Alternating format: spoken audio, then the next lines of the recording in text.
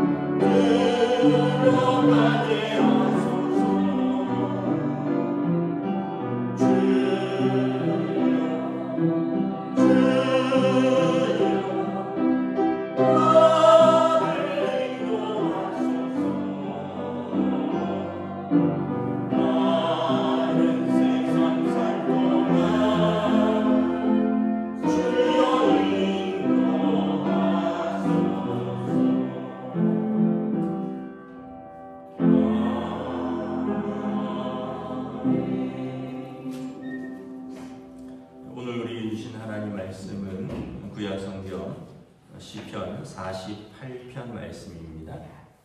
구약성경 시편 48편입니다. 다 찾으신 줄 알고 저 여러분들이 한 절씩 교도하도록 하겠습니다. 시편 48편입니다. 여호와는 위대하시니 우리 하나님의 성 거룩한 산에서 극진히 찬양받으시리로다. 그가 높고 아름다워 온 세계가 즐거워하며 크다며 성 곧 북방에 있는 시온 산이 그러하도다. 하나님이 그 여러 궁중에서 자기를 요새로 알리셨도다. 왕들이 모여서 함께 지나갔으며 그들이 보고 놀라고 두려워 빨리 지나갔도다. 거기서 떨림이 그들을 사로잡으니 고통이 해산한 여인의 고통 같도다. 주께서 동풍으로 다시스의 배를 깨뜨리시도다. 우리가 들은 대로 만군의 여호와의 성 우리 하나님의 성에서 구하나니 하나님이 이를 영원히 견고하게 하시리로다. 하나님이여 우리가 주의 전 가운데서 주의 인자하심을 생각하였나이다. 하나님의 주의 이름과 같이 찬송도 땅 끝까지 미쳤으며 주의 오른손에는 정의가 충만하였나이다. 주의 심판으로 말미암아 시온산은 기뻐하고 유다의 딸들은 즐거워할지어다. 너희는 시온을 돌면서 그곳을 둘러보고 그 망대를 세워보라. 그의 성벽을 자세히 보고 그의 궁정을 살펴서 후대에 전하라. 이 하나님은 영원히 우리의 하나님이시니 그가 우리를 죽을 때까지 인도하시리로다. 아멘.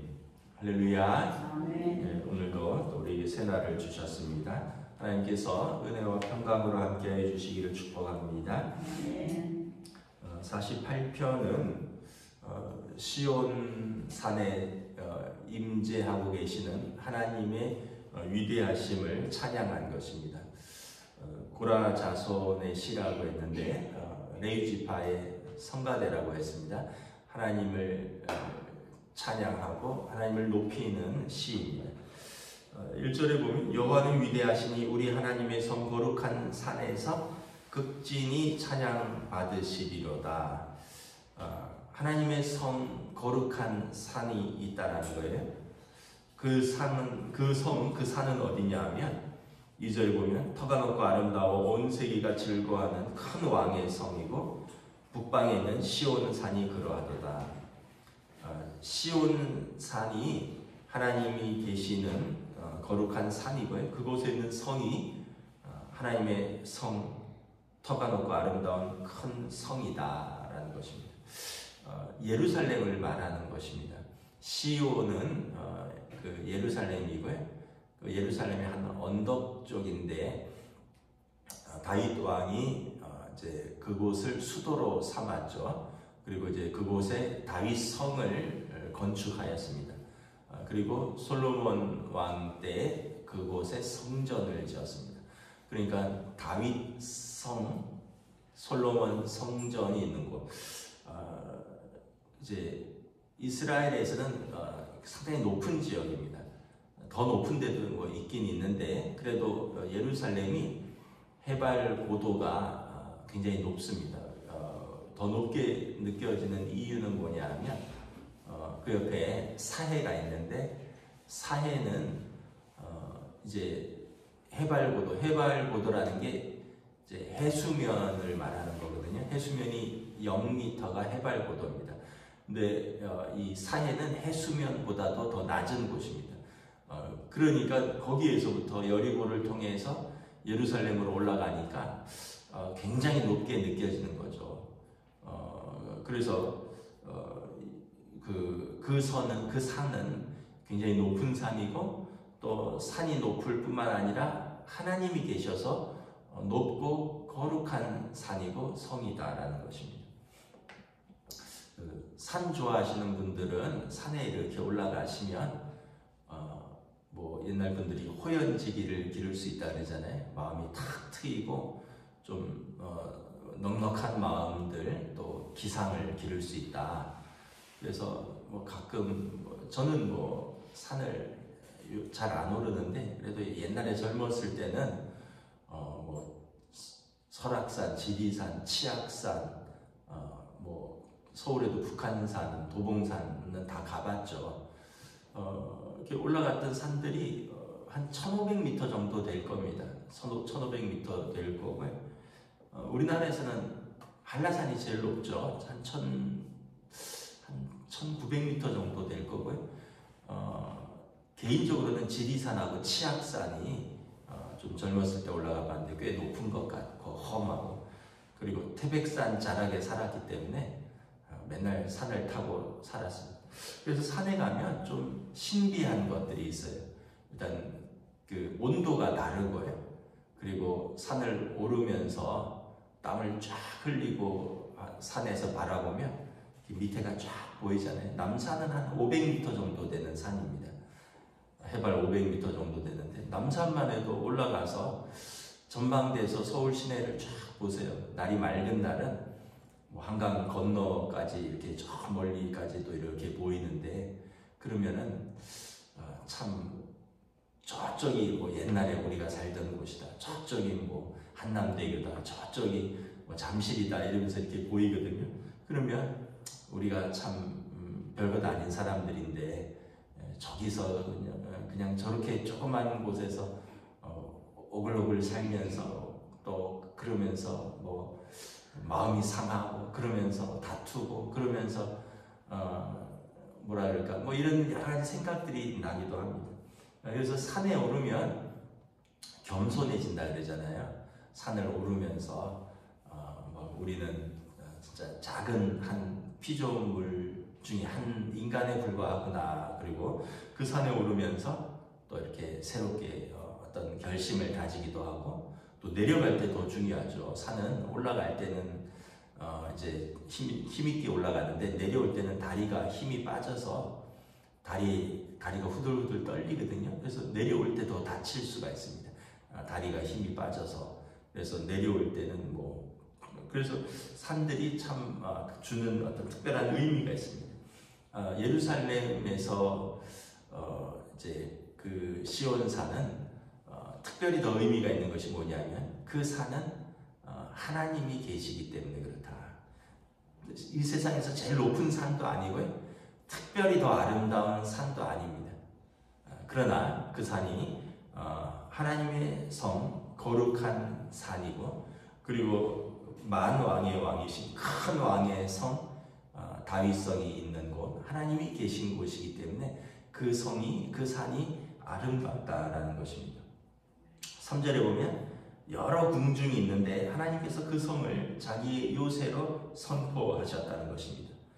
왕들이 모여서 함께 지나갔으니 그들이 보고 놀라며 두려워 빨리 지나갔고, 그리고 그 왕들이 해산하는 여인의 고통같이 하나님 앞에서 두려워 떨었도다.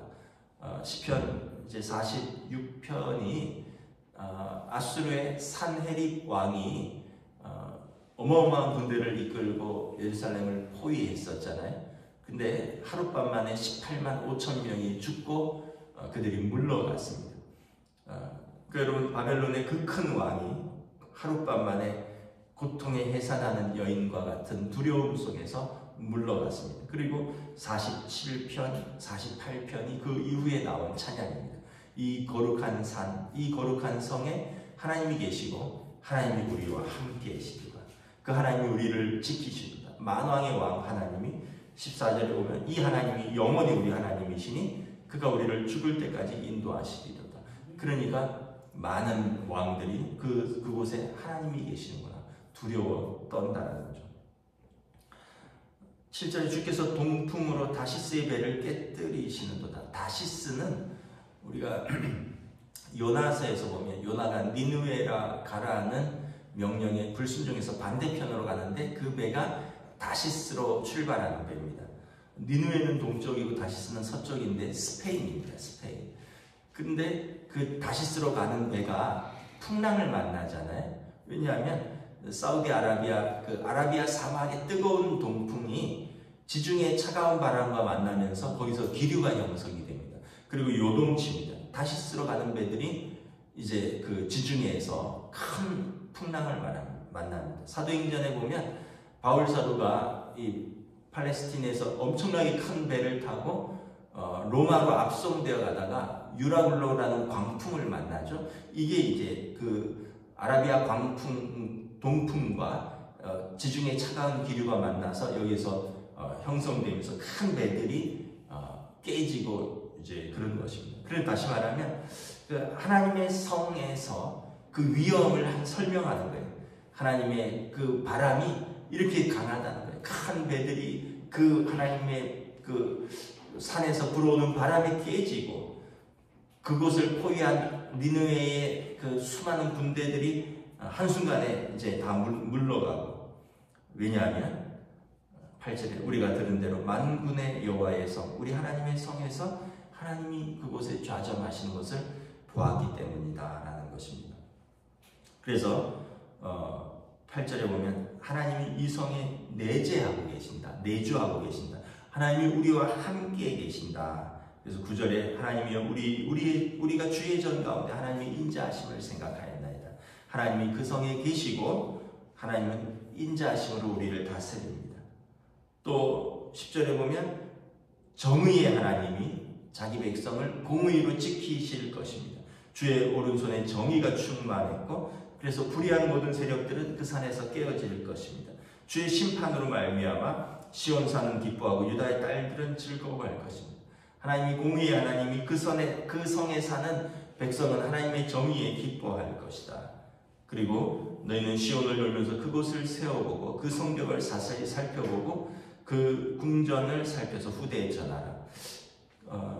그래서 지금은 뭐 다 무너졌지만 다윗성 그리고 솔로몬의 성전, 이 예루살렘 시온은 이스라엘의 자랑이고 메시아가 오시면 제일 먼저 그곳으로 오실 것이다.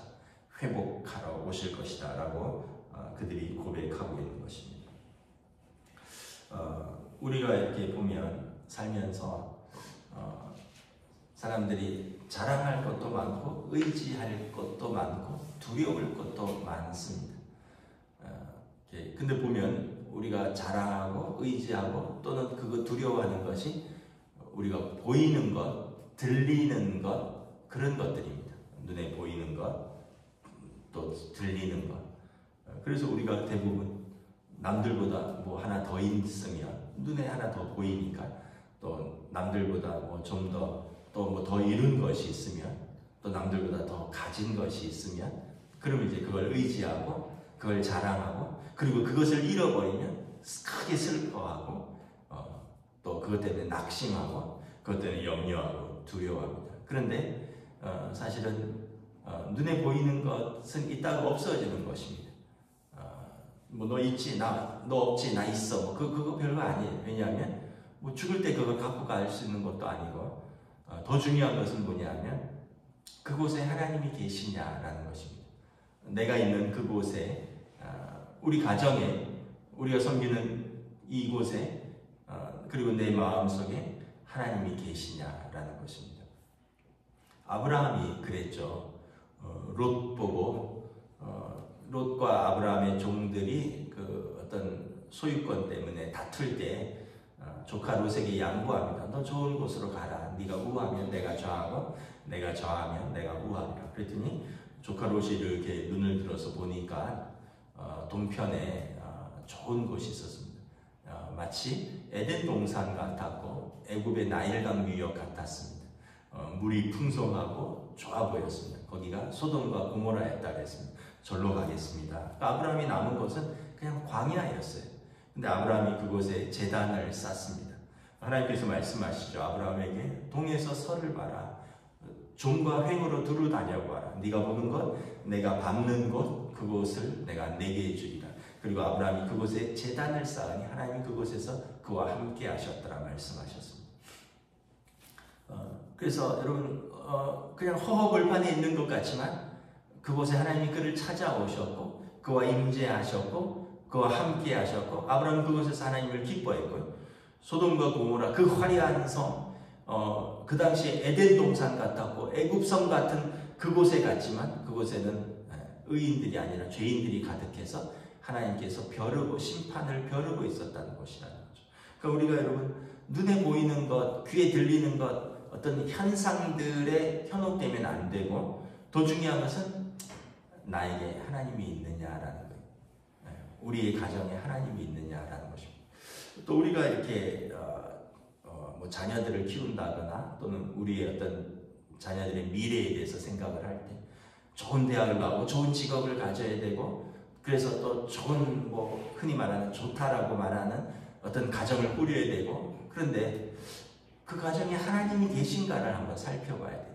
우리 아이들의 마음에 하나님 경외함이 있느냐 그리고 그들이 하나님 경외하는 사람을 만나서 하나님을 경외하는 하나님을 모신 그 가정을 꾸리느냐 그걸 생각을 해봐야지 그냥 좋은 대학 나오고 그래서 좋은 대학 가고 그래서 또 그런 사람 비슷한 사람 만나서 그랬는데 하나님 경외함이 없고 하나님을 섬기는 믿음이 없다면 그들은 이제 살아가면서 눈에 보이는 것, 귀에 들리는 것 그러한 현상 때문에 그들이 어려움을 당할 때 무엇을 붙들고 의지할 수 있겠느냐라는 거죠. 무엇을 붙들고 그 시험과 환난과 고난을 이길 수 있겠느냐라는 것입니다. 소돔과 고모라 성이 한순간에 무너졌거든요. 그때 그들을 붙들 수 있는 것은 뭐였냐면 그 성에 의인이 있느냐라는 거예요. 그 성에 하나님을 경외하는 사람 10명이 있느냐는데 없었다는 거죠. 우리가 다시 한번 왜 시온산이 중요한가?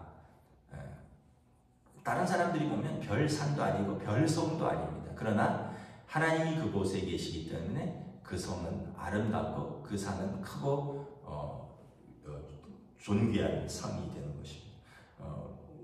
다른 사람들이 볼 때 우리 개개인의 삶 아무것도 아닌 것 같지만 여러분 만왕의 왕이신 하나님을 섬기고 또 하나님을 예배하고 그리고 그분이 그 성령님께서 우리와 함께 계시면 우리는 존귀한 하나님의 자녀가 된다라는 것을 붙들고 여러분 자꾸 이렇게 주위를 눈을 돌려보면서 그거 부러워하고 그것 때문에 마음 상하고 그것 때문에 슬퍼할 이유가 없어요. 내 안에 계신 성령님 만왕의 왕 만군의 주이신 그분이 나와 함께 하시면 그것으로 우리가 기쁘고 즐거워하는 것입니다. 왜냐하면 그 하나님이 영원히 우리가 죽을 때까지 우리를 인도하시리로다 14절의 그 고백인 것입니다. 오늘 이 고백이 우리들의 고백이 될 수 있기를 원합니다. 기도하겠습니다. 하나님 은혜를 감사합니다. 참으로 그 시온산 그 예루살렘 성에 존귀하고 위대할 수 있는 것은 만왕의 왕이신 만군의 주이신 하나님께서 좌정하고 계시고 그곳에서 하나님이 예배받으시고 그곳에서 하나님의 백성이 살고 그곳에 하나님의 공의가 펼쳐지고 그래서 하나님이 자기 백성을 그곳에서 영원히 인도하시기 때문이다. 오늘 이 시편 기자의 고백이 우리의 고백이 될 수 있기를 원합니다. 세상에 살다 보면 더 높은 산도 있고 더 아름다운 성도 있고 더 많은 백성이 사는 도시들도 있지만 그것들보다 작지만 또는 별것 아닌 것 같지만 하나님이 함께 계시는 그곳이 천국이다라는 고백이 오늘 우리의 고백이 될 수 있기를 원합니다. 우리의 가정에 우리의 또 교회에 또 무엇보다 우리의 삶에 하나님이 함께 계셔서 그 하나님의 통치가 이루어지는 것, 그 하나님이 예배를 받으시는 것, 그것이 우리의 삶, 우리의 삶의 자리가 될 수 있도록 인도하여 주시옵소서. 감사를 드리오며 우리 주 예수 그리스도 이름으로 기도드리옵나이다. 아멘. 하늘에 계신 우리 아버지, 아버지의 이름을 거룩하게 하시며 아버지의 나라가 오게 하시며 아버지의 뜻이 하늘에서와 같이 땅에서도 이루어지게 하소서. 오늘 우리에게 일용할 양식을 주시고 우리가 우리에게 잘못한 사람을 용서하여 주신 것 같이 우리 죄를 용서하여 주시고 우리를 시험에 빠지지 않게 하시고 악에서 구하소서. 나라와 권능과 영광이 영원히 아버지의 것입니다. 아멘.